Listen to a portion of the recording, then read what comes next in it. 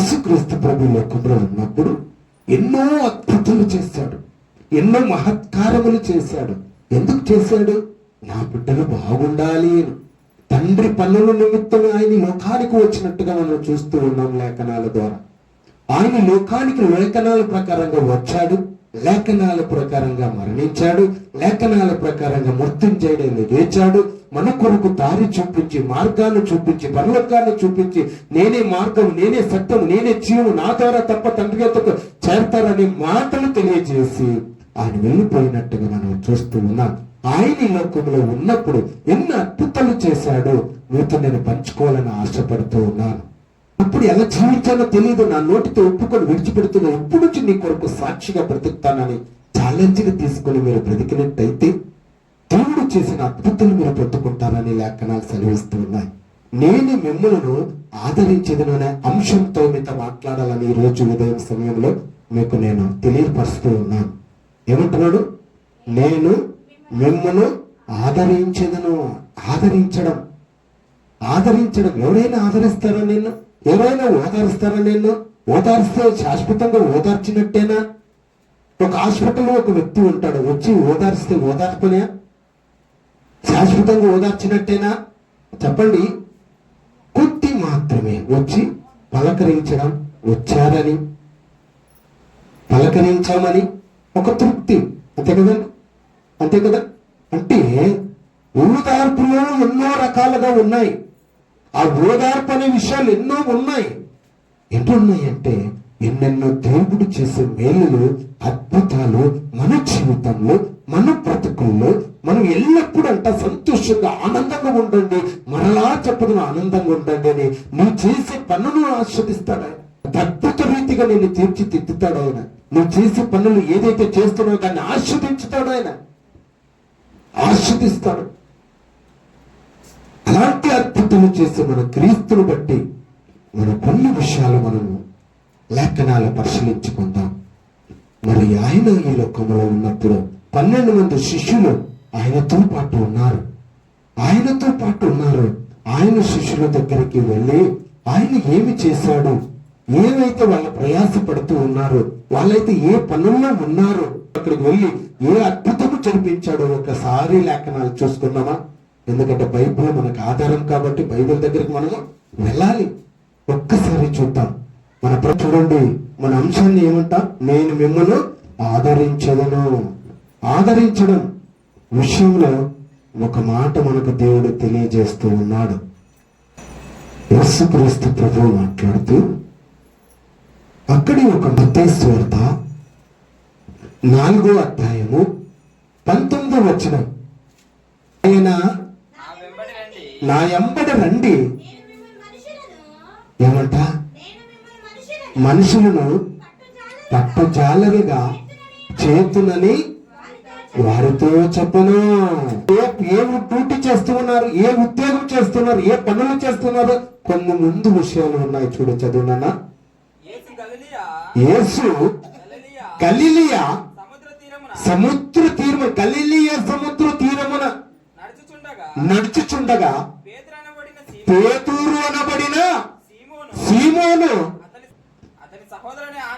ఆంద్రయ అను ఇద్దరు సహోదరులు సముద్రములో వల వేయుట చూచి, ఎవరు చూశారు? అక్కడ ఎవరు చూశారు? వాళ్ళ డ్యూటీ ఏంటి? వాళ్ళ ఉద్యోగం ఏంటి? చాపులు పెట్టి చాలర్ల దగ్గరికి ఎవరు వెళ్ళారు? యేసుక్రీస్తు ప్రభువు పోయాడు.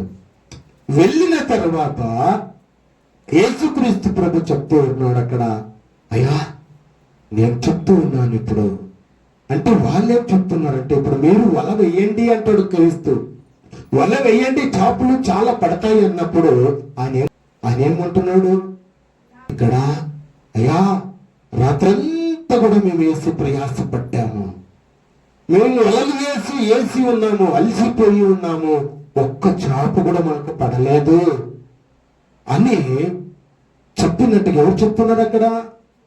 పేతురుతో మాట్లాడుతూ ఉన్నాడు. పేతురు క్రీస్తుతో చెప్తూ ఉన్నాడు, అయ్యా మేమైతే రాత్రంతా శ్రమ పడ్డాము, కష్టపడ్డ మా సహోదరులు మేమందరూ కూడా ఎంతోమంది వల వేసి చేసినా కూడా మనకు ఒక్క చేప కూడా పడలేదయ్యా అని క్రీస్తుతో చెప్తూ ఉన్నాడు పేతురు. అప్పుడు క్రీస్తు చెప్తూ ఉన్నాడు, యేసు క్రీస్తు ప్రభు మాట్లాడుతూ, మీరు ఇప్పుడు వెయ్యండి అన్నప్పుడు, అయ్యా నీవు చెప్పిన మాట మేము తిరస్కరించాము గాని మేము నువ్వన్నట్టే వేస్తామని చెప్పి ఆ వల వేశారు. మళ్ళీ వేసిన తర్వాత లాగుతూ ఉన్నారు.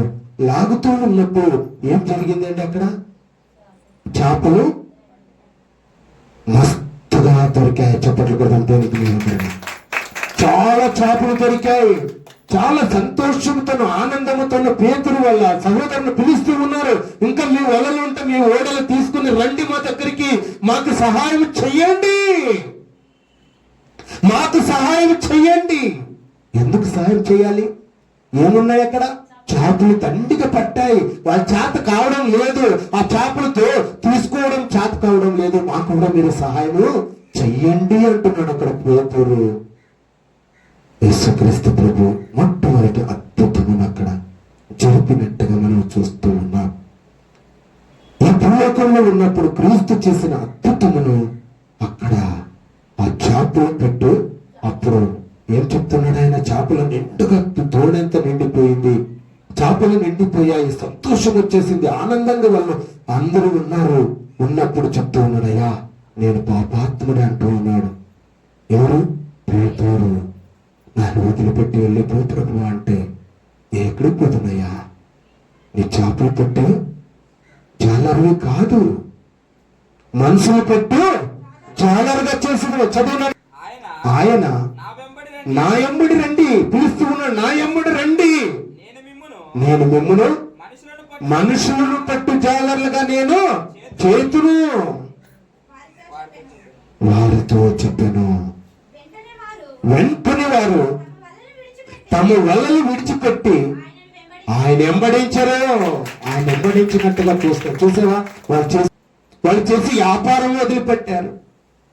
వదిలిపెట్టిన వెంటనే క్రీస్తు చెప్పిన వెంటనే ఆయన అడుగుజాడల్లో వెళ్ళిపోయినట్టుగా మనం చూస్తూ ఉన్నాం. ఎంత గొప్ప మాట అండి! ఆయన మాటల్లో అద్భుతాలు ఉన్నాయి, ఆయన మాటల్లో స్వస్థత ఉంది, ఆయన నీడ పడితేనే చాలు స్వస్థతలు అద్భుతాలు జరుగుతూ ఉన్నాయి. రక్తపు స్త్రీ ఎలా జరిగిందండి? ఎలా బాగుపడింది? ఆయన ప్రభావము పోయి క్రీస్తు ప్రభావం ఆమె మీద పడిన వెంటనే ఆ వెలుగు నుండి ఆయన 12 ఏళ్ళ రక్తపు స్త్రీ స్వస్థత పొందుకుని ఉంది.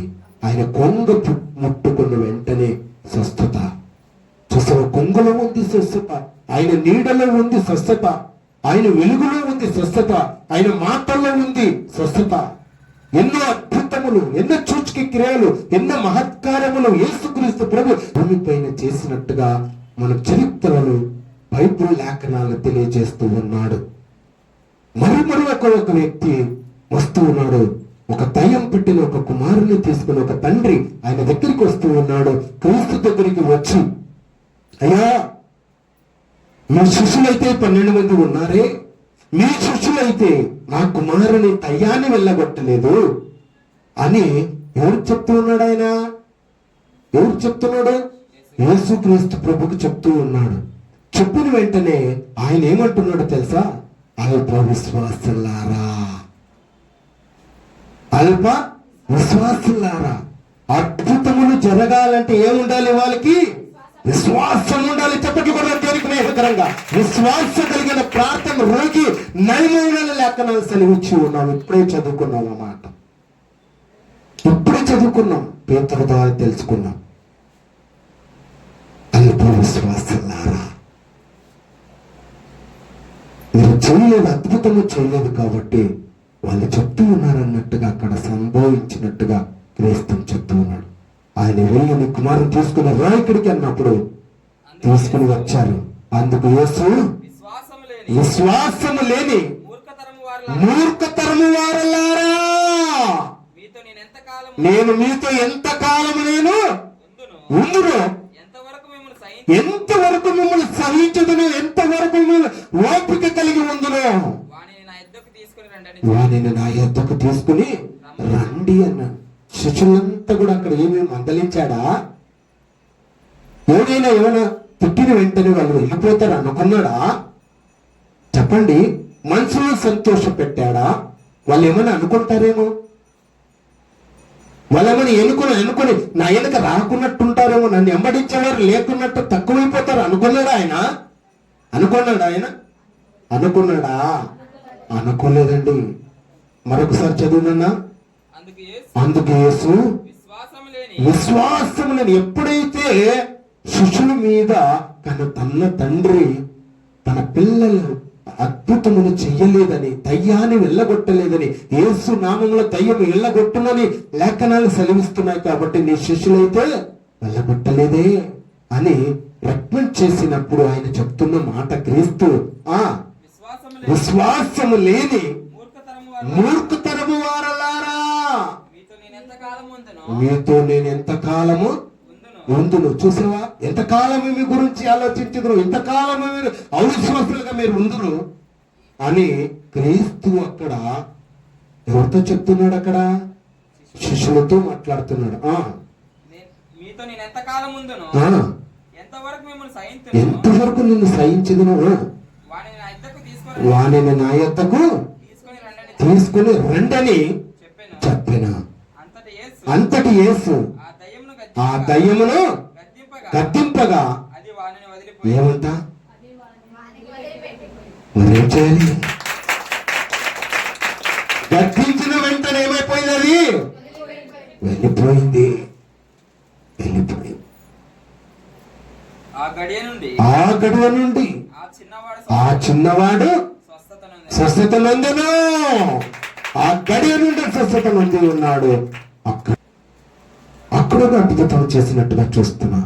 మూడో అద్భుతం గురించి మీకు చెప్తున్నా. మార్కు సువార్త 6వ అధ్యాయము 38-44 వచనాల దాకా అక్కడ ఒక అద్భుతము జరిగినట్టుగా మనం చూస్తూ ఉన్నాం. అక్కడ యేసుక్రీస్తు ప్రభుని వేల మంది వెంబడించారు ఆయన్ని. వచ్చిన వెంటనే ఆ కొండ ప్రాంతానికి వెళ్ళాడు. ఆ కొండలో కూర్చున్నప్పుడు వేల మంది వచ్చారు. పేతురు వచ్చాడు, ఆయన దగ్గరికి వచ్చాడు. అయ్యా, వీళ్ళందరికీ కూడా భోజనాలు పెట్టాలంటే మా చేతిలో ఏమీ లేదు, అందుకే వాళ్ళ ఇంటికి పంపించేస్తాం. వాళ్ళ ఇంటికి పంపించేసి వాళ్ళ ఇంట్లో చేసుకుని తింటారన్నట్టుగా యేసుక్రీస్తు ప్రభుతో చెప్తూ ఉన్నాడు. ఏం చెప్తున్నాడంటే ఆయనంట మీరే వాళ్ళకి భోజనాలు పెడుతూ ఉన్నారు అంటున్నాడు దేవుడు. మీరే భోజనాలు పెడుతూ ఉన్నారు అంటున్నారు. అయ్యా, ఇదేంటి? ఇక్కడ మేము భోజనాలు 5,000 మందికి భోజనాలు పెట్టేంత మాట్లాడుతూ ఏమీ లేవే, మా దగ్గర ఏమీ లేదే అని చెప్పి పేతురు ఆశ్చర్యపోతూ ఉన్నాడు. మీరే పెడుతున్నారు వాళ్ళకి అందరికి భోజనాలు అంటున్నాడు క్రీస్తు. అన్నప్పుడు మాతో ఏమున్నాయి? ఏమీ లేవు. తినడానికి 5,000 మందికి ఎలా పంచి పెట్టడం? మా చేతులు ఏమీ లేదు. 5 రొట్టెలు 2 చేపలు ఉన్నాయి ప్రభువా, మా దగ్గర ఉన్నాయని ఉన్నవారు చూపించారు. ఏమంట? ఉన్నవారు మా దగ్గర 5 రొట్టెలు 2 చేపలు ఉన్నాయి అంటేనే అవి తీసుకుని రండి. వచ్చిన తర్వాత యేసుక్రీస్తు ప్రభు 2 చేతుల పైకెత్తి, తండ్రి, భూమిని ఆకాశమును కలగజేసిన దేవుడు, భూలోకంలో ఆహారమును సృష్టి చేసిన సృష్టికర్తవు, మాకు ఆహారం ఇమ్మన్నట్టుగా అక్కడ ప్రార్థన చేస్తాడు. చేసిన వెంటనే ఆ గంపలు 2 చేతులు పెట్టుకుని 2 కింద పెట్టినప్పుడు అవి తీసుకునే కొద్ది ఏమవుతున్నాయి? అక్కడ 5 రొట్టెలు 2 చేపలు 2 చేతుల మీద తీసుకుని తండ్రికి కృతజ్ఞత చెల్లించి కింద పెట్టిన వెంటనే ఆ గంపంతా కూడా నిండిపోయింది. ఈ గంపంతా చేపలు నిండిపోయింది, రొట్టె నిండిపోయింది. అలా తీసుకునే కొద్ది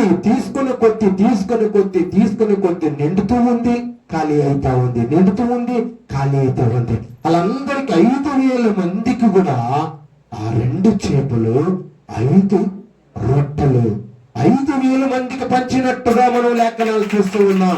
చెప్పకూడదు దేవునికి మహోదరంగా 5,000 మందికి పంచి ఉన్నాడు.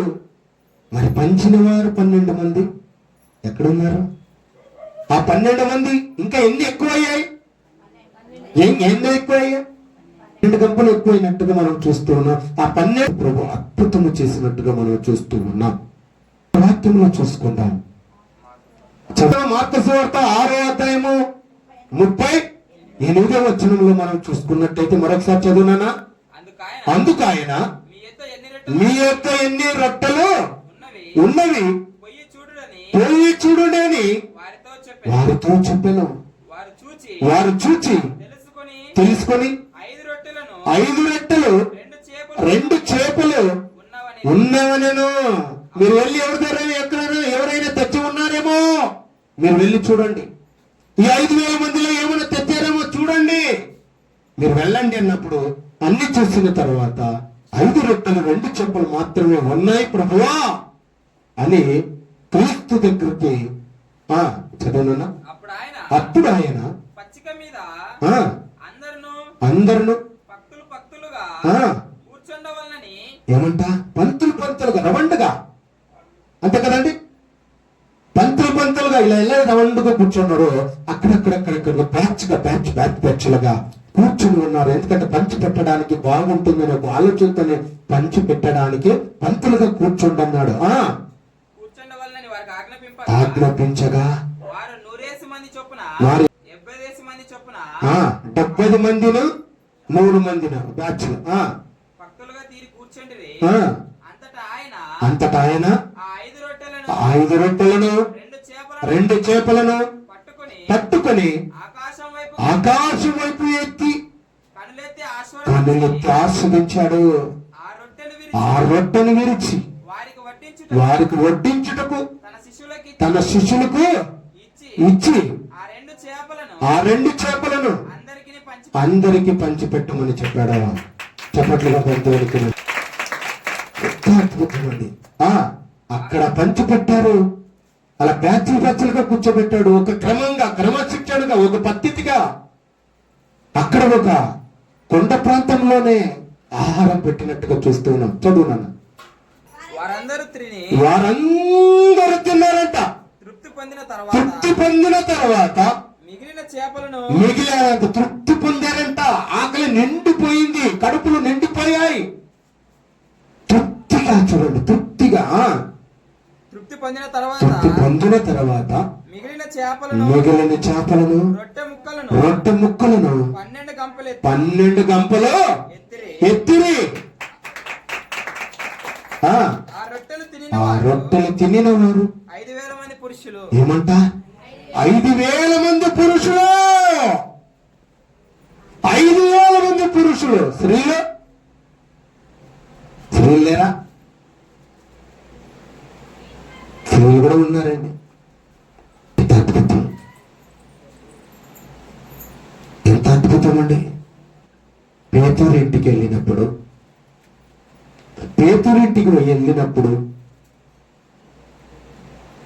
అక్కడ ఇంట్లో చేర్చుకున్నప్పుడు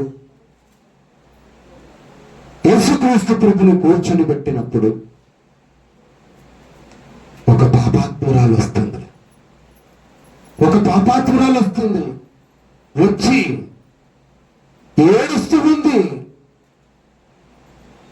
ఏడుస్తూ ఆయన పాదాలకి నమస్కారం చేస్తున్నాడు.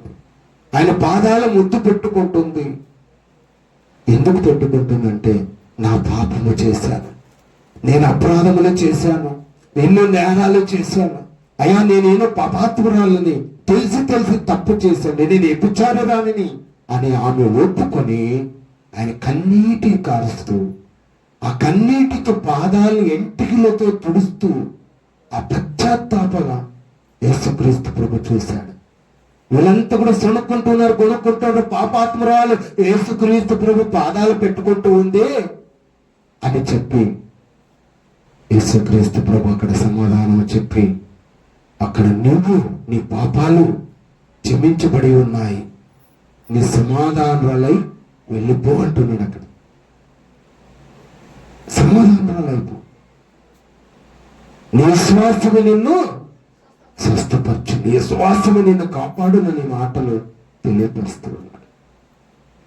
ఎంత చక్కటి యేసుక్రీస్తు ప్రభు వెళ్తూ ఒక మాట చెప్తాడు, మీరు అనేక మంది శిష్యులుగా చెయ్యండి, అనేక మందికి సువార్తను ప్రకటించండి, నశించిపోయే ఆత్మను వెతికి రక్షించండి.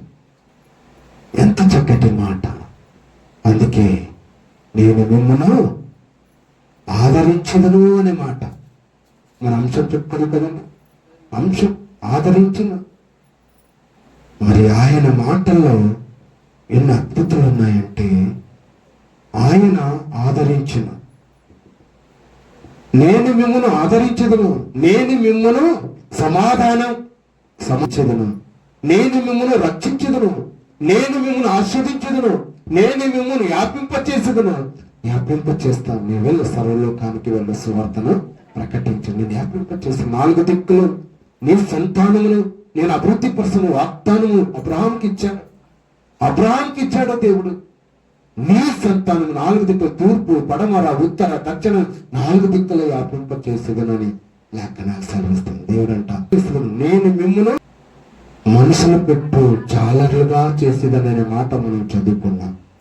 నేను మిమ్మల్ని ఏర్పరచుకొని ఉన్నాను, నేను మిమ్మల్ని పంపుచున్నాను, లోకంలోనికి పంపిస్తూ ఉన్నాను. ఇది మీరు నేను వచ్చేంత వరకు మీరు ఇది ఆపేది లేదు, చెయ్యండి అని ఒకే ఒక మాట గుర్తు చేయాలనుకుంటున్నాను. చూడండి, ప్రకటన గ్రంథం 19వ అధ్యాయము 1వ వచనంలో ఒక మాట రాయబడి ఉంది. చూడండి.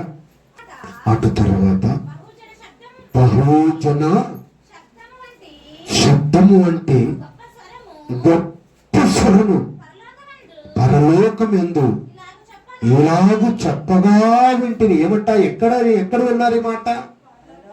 ఎక్కడ? ఏ శబ్దం? ఇది గొప్ప స్వరం వచ్చిందంట. ఆ స్వరం ఎక్కడి నుంచి వచ్చిందంటే, పరలోకము యందు ఇలాగు చెప్పగా వింటిని. ఏమని వింటిని? ప్రభుని స్తుతించండి, రక్షణ మహిమ ప్రభావమును మాకు దేవునికే చెల్లును, ఘనత, మహిమ, ప్రభావములు. ఏ స్వరం విన్నాం, ఆ స్వరం విన్నాం. బ్రతుకే స్తుతిలో చెల్లించుదాం. బ్రతుకుతే క్రీస్తు కొరకు బ్రతుకుతాం, చనిపోతే క్రీస్తు కొరకే చనిపోదాం. ఎలాగైనా మరణం వస్తుందండి, ఎలాగైనా మరణం వస్తుంది. అదేదో దేవుని కొరకు మనం మరణిస్తే పరలోకం, నీ కొరకు, నీ స్వార్థం కొరకు నువ్వు చనిపోతే పాతాళం. వద్దండి, మన మంచి జీవితాన్ని, మంచి పోరాడి తిని విశ్వాసాన్ని కాపాడుకుంటుని. ఏమంటే విశ్వాసం కాపాడుకునే వారికి ఉండాలి. నీ 60-70 సంవత్సరం అధిక బలం ఉంటే 80 సంవత్సరం నువ్వు దేవునికి నచ్చిన పనిని చెయ్యి, దేవునికి మంచి పేరు సంపాదించుకో. నీకు పరలోకం ఆనందం, సంతోషము, ఏడుపులు, కన్నీరు, దుఃఖం ఏమాత్రము ఇవ్వడు. పరలోకంలో ఉంటామని లేఖనాలు సెలవిచ్చి ఉన్నాం. అందుకే నేను అంశాన్ని ఏమంటా, నేను మిమ్మల్ని ఆదరించదును. ఆదరించే వాళ్ళు ఒక్కర్లేరండి. కొద్దిసేపు ఆదరిస్తే తిరిగి మరలా దుఃఖం వస్తుంది. మళ్ళీ ఓదారిస్తే ఎవరుంటారండి? ఉండరు. అందుకే ఆయన మమ్మల్ని ఓదార్చేవాడు, ఆదరించేవాడు, మమ్మల్ని రక్షించేవాడు, సమాధానం ఇచ్చేవాడు, ఆశీర్వాదం ఇచ్చేవాడు, వ్యాపింపచేసేవాడు. ఆయన లోకానికి పంపించేవాడు, ఏర్పరచుకున్నవాడు, పంపుచున్నవాడు. పరలోక స్వరమును వినేవారుగా మనం ఈ లోకంలో ఉన్నంత వరకు దేవునికి మహిమకరంగా మనం జీవించాలని దేవుడి వాక్యం సెలవిస్తుంది. దేవుడి వాక్యాన్ని, దేవుడి వాక్య దీవించి బలపరచును గాక. ఆమేన్. చిన్న